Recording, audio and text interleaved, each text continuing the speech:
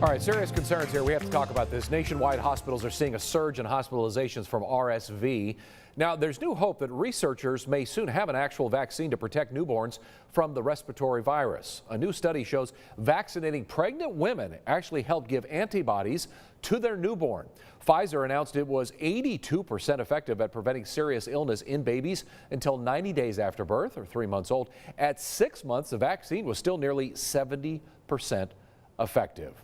And we talked to Dr. Dominic Lucia with this topic about a story last week. He's the McLane Children's Hospital Chief Medical Officer, but we wanted to visit with him live and get more information on this today. Doctor, thank you for joining us. What challenges are children's hospitals nationally facing, including your very own McLane Children's Hospital?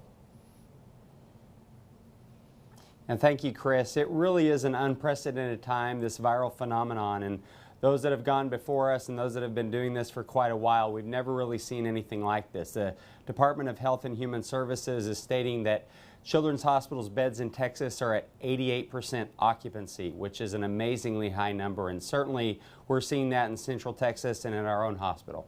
It's like we had this disease caged up and now it's just been let loose here since we've all come back together. What disease processes are causing this historical phenomenon in children's health care, I wonder?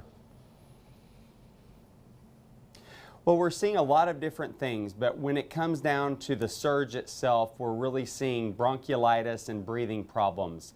Both of those are caused by respiratory syncytial virus, RSV. It can also be caused by flu A. It can be caused by adenovirus and rhinovirus. But when you talk about the hospitalizations in our own hospital, RSV is the main culprit here. Over 50% of the beds that we have occupied with kids that are sick with breathing problems have RSV. And so we can see that that pattern nationally is following along locally as well. Okay, doctor, you mentioned beds are filling up here.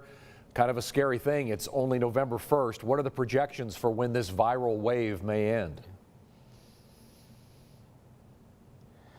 Well, our hope is that it actually backs off after a little bit, but most people that have been doing this for a long time have a feeling that with the flu season upcoming that we think is going to be really severe, we're going to be seeing some form of viral wave at a significant level through the spring.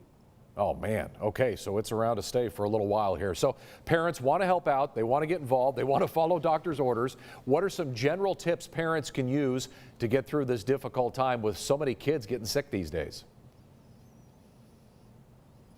Yeah, absolutely. As far as flu, we know it's an early flu season. We've seen those numbers double in the last couple of weeks of flu A just in our area, so get that flu vaccine if you haven't already. Then some common sense things like covering mouths when you cough or sneeze, not sharing utensils or glasses. If your child is sick, don't send them to school or daycare and help spread this. We want to make sure they're staying hydrated while they're sick. We want to make sure in those babies with those snotty nose that we're suctioning them because they're obligate nasal breathers and they need to breathe through their nose in order to drink adequately and sleep.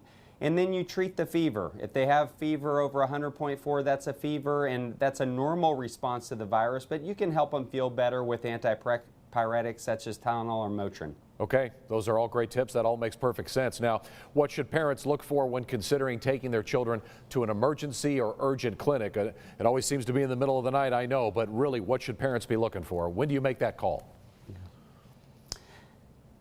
It is a tough call, and we understand that as well, those of us that do this 24/7. So you obviously want to do the things that we talked about to help them feel better, including the suctioning. But if they're not getting better, and especially if their breathing is fast and hard and they look like they're struggling, or say they're just not drinking and they haven't been for several hours and it's getting into a day or two and their urine output is decreased, those are big warning signs that they need to get seen sooner than later. Finally, fever, as we said, is a normal natural response. But if your child has a consistent fever over 5 days, they really need to get seen by a medical professional. Make sure there's not a secondary bacterial infection that's overlying the viral infection. Oh gosh, yeah, that would be really scary, 5 days. Okay, Dr. Dominic Lucia, great advice today. I'm afraid since you mentioned maybe all the way through spring or even April, we might be dealing with this. I think we'll be asking you questions about this again, but let's hope everybody can beat it back at least for the month of November. Thank you for joining us today. We do appreciate it. Stay with